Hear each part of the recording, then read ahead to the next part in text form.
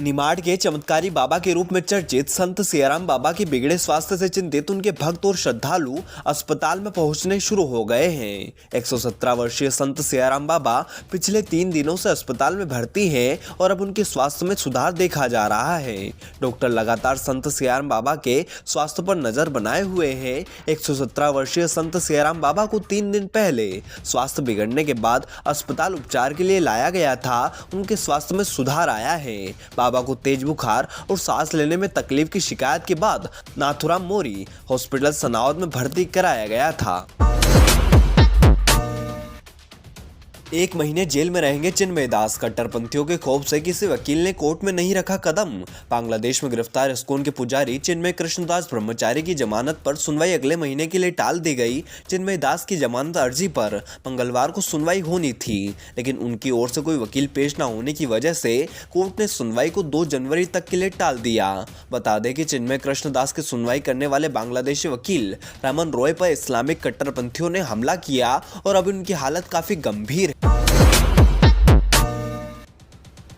भारत चीन के रिश्तों में हुआ सुधार, अब एलएसी में स्थिति बिल्कुल सामान्य। लोकसभा में बोले जयशंकर। विदेश मंत्री एस जयशंकर ने मंगलवार को लोकसभा में चीन के बारे में बोले। उन्होंने कहा कि मैं सदन को भारत चीन सीमा क्षेत्र में हाल ही के कुछ घटनाक्रम और हमारे पूरे द्विपक्षीय संबंधों पर उनके प्रभाव से अवगत कराना चाहता हूं।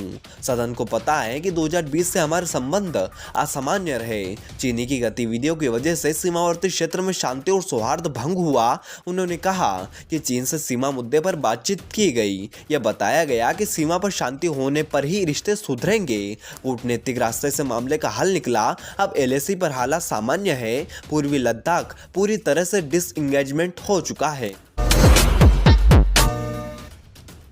मंदसौर में बेटी ने की लव मैरिज तो नाराज परिवार ने कर दी 13वीं। मध्य प्रदेश के मंदसौर में एक हैरान कर देने वाली घटना सामने आई। यहाँ एक लड़की ने अपने प्रेमी से शादी कर ली, जिससे उसका परिवार नाराज हो गया।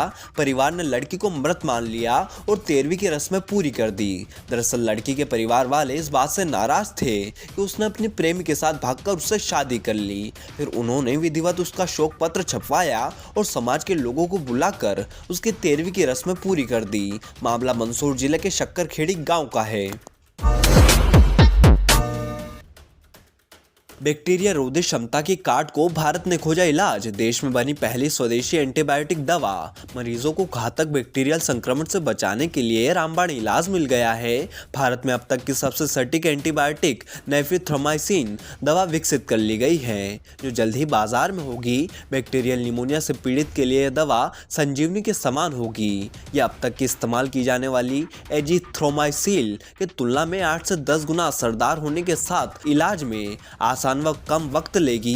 कई एंटीबायोटिक का प्रयोग कर चुके बैक्टीरियल संक्रमण के मरीजों के लिए नेफ्रिथ्रोमाइसिन प्रतिरोधी रोगजनकों के खिलाफ प्रभारी है।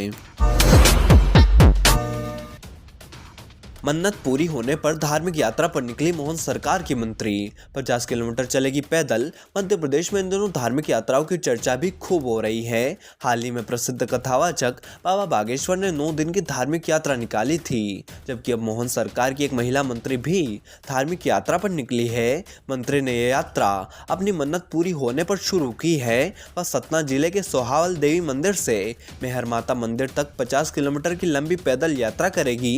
यात्रा 2 दिन में पूरी होगी।